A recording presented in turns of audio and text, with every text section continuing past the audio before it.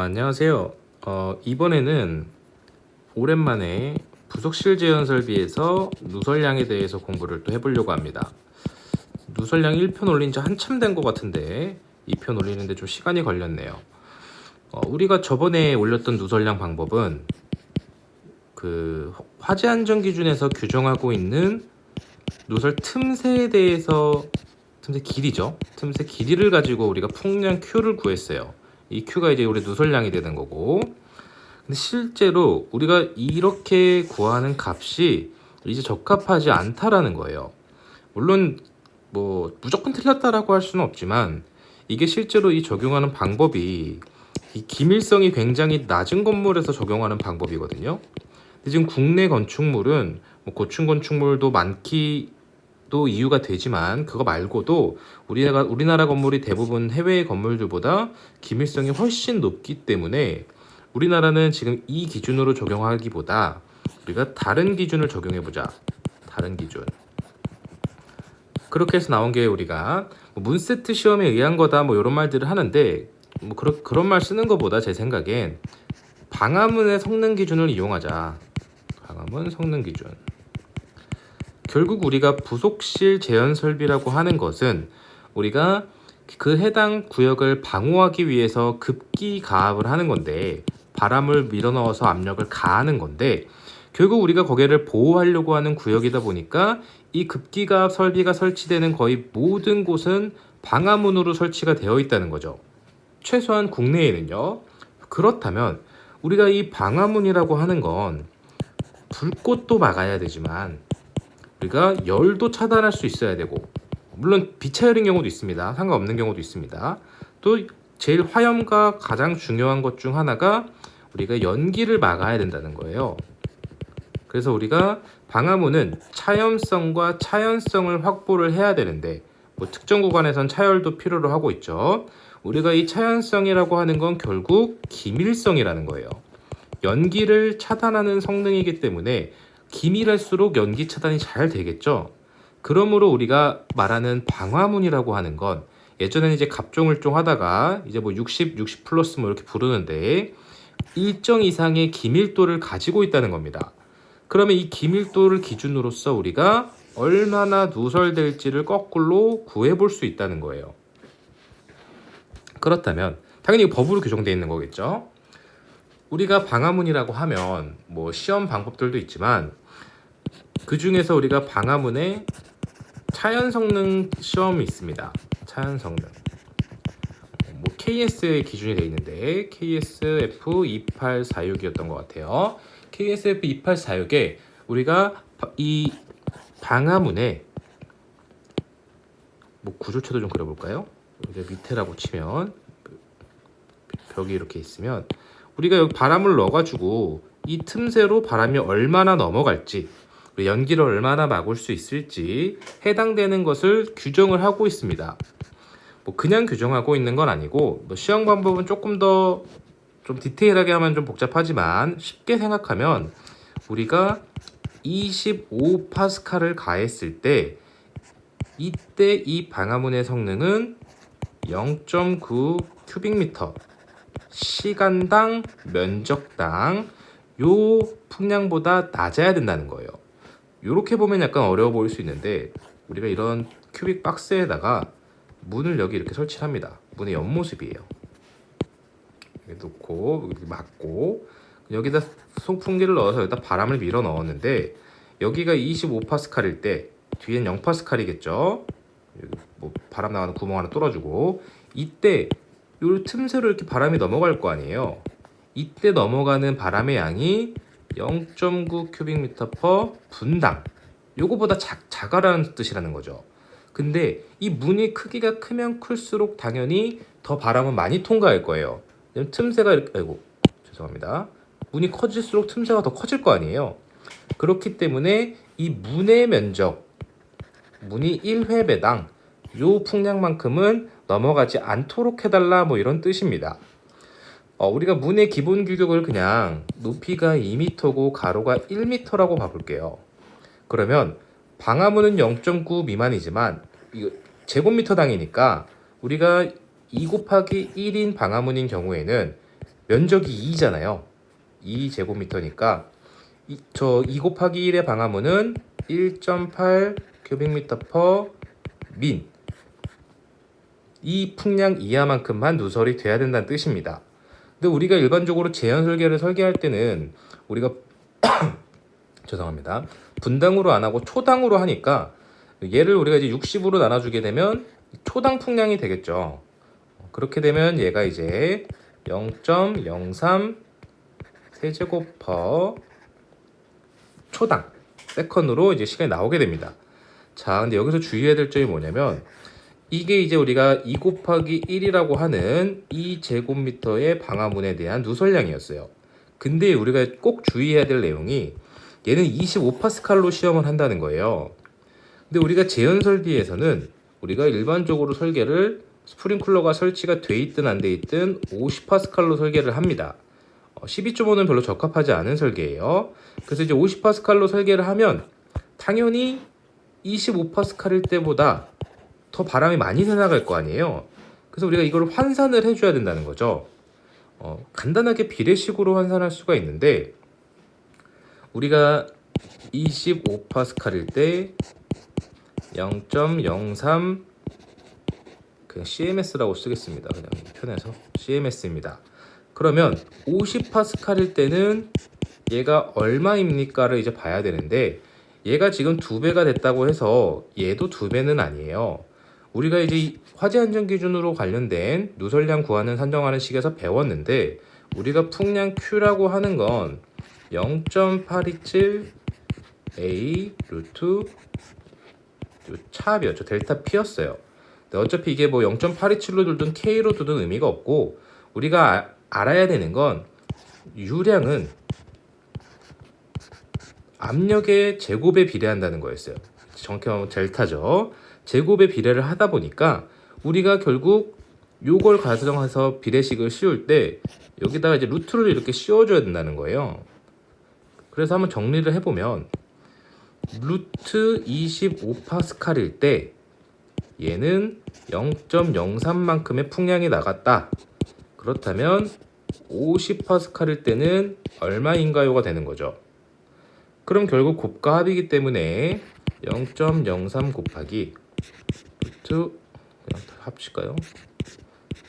50, 25라면 얘 풍량은 0.0424라고 하는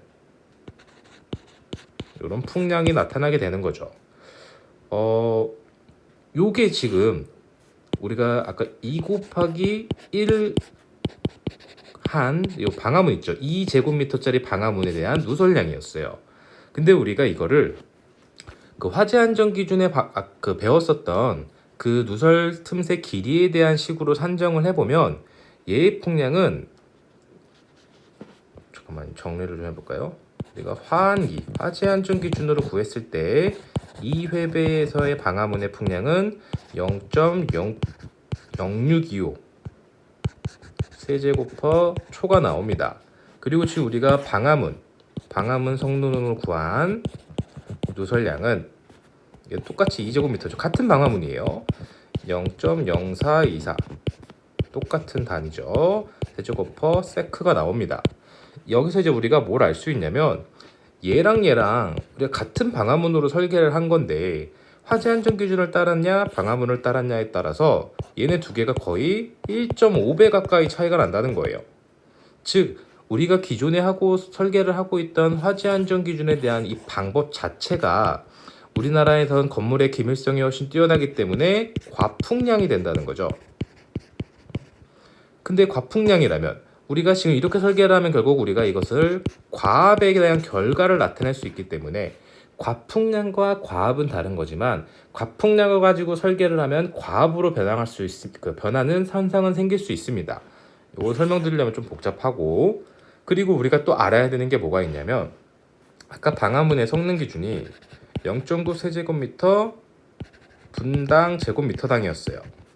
근데 이거는 말 그대로 얘보다 작아야만 방화문으로 통과를 할 수 있다는 내용입니다. 그래서 실제 방화문은 성능 시험 성적서를 보면 0.3에서 한 0.4밖에 안 돼요. 이게 무슨 말이냐면 실제로는 이 풍량의 반밖에 안 들어간다는 거예요. 그리고 얘가 1.5배가 아니고 더 많이 차이가 나겠죠, 훨씬. 그래서 이렇게 적용을 해야 되냐? 그건 또 아닙니다. 왜냐면 우리가 이건 새 거일 때고 이 문이라는 게 우리가 계속 열고 닫다 하다 보면 이격도 커지기 때문에 실제로는 우리가 요 0.9 기준을 설계하셔도 크게 문제는 없습니다.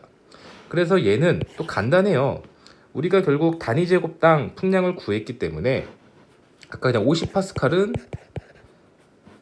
50파스칼일 때 1제곱미터당 풍량은 0.0212 이렇게 나왔었죠. 이렇게 좀 구해놓고 얘 그냥 방화문 면적만 다 곱해주면 돼요. 그럼 전체 누설량이 나오기 때문에 한 번만 계산할 줄 알면 또 쉽게 계산할 수 있습니다. 그럼 여기서 또 우리가 화재 안전 기준의 규정을 하고 있는데 여기에 없던 지금 방화문 외의 사항을 또 살펴볼게요. 우리가 두 번째로 창문이 있습니다.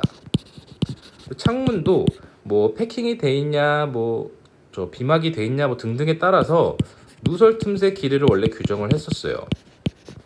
근데 그럼 이번에는 방화문도 아닌데 어떻게 할 거냐? 이제 뭐 우리나라에는 에너지를 또 아끼기 위해서 건축물의 에너지 절약 설계 기준이라는 게 있습니다. 거기에는 이제 의무사항이라는 게 있고 반드시 지켜야 된다는 내용인데 우리가 이 의무사항에서 기밀성 창호를 사용하게 되어 있어요. 기밀성 창호. 이 등급은 이제 1에서 5등급까지 되어 있는데 실제로 많이 쓰이는 거는 우리가 1에서 2등급 정도가 많이 쓰입니다. 실제로 우리가 이 에너지 절약 대상인 경우가 우리가 연면적 한 500제곱미터밖에 안 되기 때문에 재은이 들어가는 건축물, 부속실 재은이 들어가는 건축물은 특히 전부 다 에너지 절약계에서의 의무사항 대상 건축물이에요. 특별한 용도인 경우 제외하고요. 그 말은 뭐냐면 우리가 어차피 쓰고 있는 그러니까 창호들은 다 기밀성 창호를 쓰도록 다른 법에서 규정이 되어 있기 때문에 이 기밀성 창호가 풍량이 얼마나 새는지를 알면 아까 우리가 방화문을 쓰게 되어 있기 때문에 방화문 성능을 이용한 것처럼 이것도 이제 기밀성 창호 등급의 성능 기준을 이용해 주면 됩니다.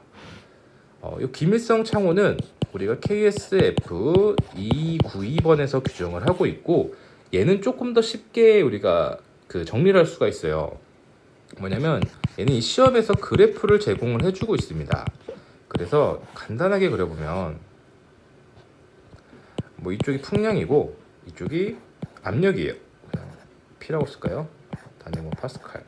그러면 여기 실제로 이렇게 막 우리 선도처럼 이렇게 잘라져 있어요. 근데 이런 거 무시하고 그냥 간단하게 그려보겠습니다. 개념만. 이 선이 그냥 똑같은 색으로 그릴게요. 이렇게 많이 있으면 얘 1등급 선, 얘 2등급, 3등급, 4등급 선이 이렇게 있습니다. 그래서 압력이 커질수록 당연히 누설이 많이 되겠죠. 그래서 우리가 뭐 예를 들어 여기가 50파스칼이라고 봐볼게요. 실제로 50파스칼이 그 표 안에 있습니다.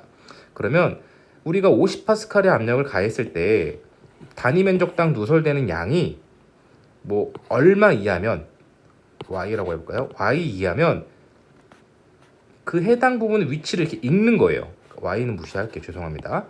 여기면 얘는 1등급인 거예요. 그다음에 50파스칼을 가했을 때 여기면 얘는 2등급인 거고요. 그 위에 거를 읽어야 되니까 얘는 3등급이 되는 겁니다. 뭐 압력을 적게 가했을 때는 뭐 더 적은 양이 흘러야 될 거고 더 많이 가했을 때는 좀 더 많은 양이 흐르더라도 1등급이 될 수 있는 거겠죠. 그래서 우리가 이 모든 수치를 알 필요는 없으니까 실제로 우리가 살펴보면 얘 좀 보통 우리 2등급으로 많이 환산을 해두거든요. 2등급은 우리가 50파스칼을 이 선도에서 읽었을 때 단위 면적당 풍량이 이 환산은 그냥 표에 읽는 거예요. 뭐 어렵지 않습니다. 0.0024 정도 됩니다. 그리고 만약에 1등급 제품을 쓰면 0.0014 정도 돼요. 이거 어떻게 읽은 거냐면 그냥 50파스칼에서 여기 읽고 단위 환산하고 여기 읽고 단위 환산하고 그냥 그런 식인 겁니다. 굳이 얘는 어렵게 우리가 뭐 별로 어렵지도 않지만 이렇게 식을 이용해서 바꿀 필요도 없고 그냥 그대로 표를 읽어주시면 되기 때문에 이거 알아보기 귀찮으신 분들은 그냥 이 값 쓰시면 돼요. 이거 제가 계산해 놓은 거거든요.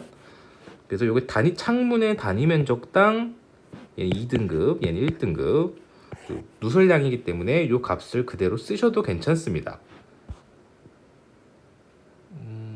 당연히 그 초당입니다. 초당. 네. 이렇게 이해를 해주시면 되고, 그리고 그게 있군요. 비상용 승강기 승강장의 경우에 이제 법이 바뀌어서 얘도 이제 부속실로 완전히 명칭이 통일됐는데, 좀 이렇게 살짝 우리가 원래 예를 들어서 죄송합니다. 여기가 이렇게 승강로면 원래 우리가 승강기 카가 이렇게 와서 우리가 문이 이렇게 양옆으로 열렸잖아요.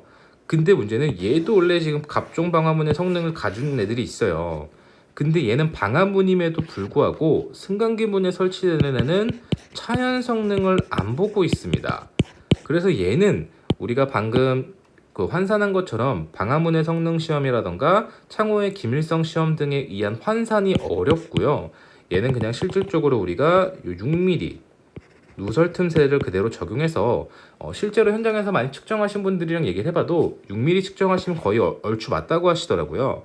그래서 얘는 이 틈새를 우리가 화재 안전 기준의 기준에 적용했던 것처럼 대표 길이를 6mm 틈새로 두고 그냥 그렇게 똑같이 환산을 해서 더해주고, 여기에 이제 방화문이 이렇게 우리 출입구가 있을 거니까 이 출입구는 우리가 KS 기준 아까 2268, 278 요 기준들을 따라서 해주고, 그다음에 여기 만약 창문이 이렇게 있다면 이 기준은 방금 전에 했던 292의 기밀성 창호 기준을 해서 해주시면 훨씬 적정한 풍량을 설정해서 제연설비의 누설량을 산정하실 수 있습니다. 뭐 이 정도 하면 기본적인 건 다 된 것 같네요. 뭐 좀 어려우신 분도 있겠지만 한 2번 보시면 다 이해되실 겁니다. 오늘도 감사합니다.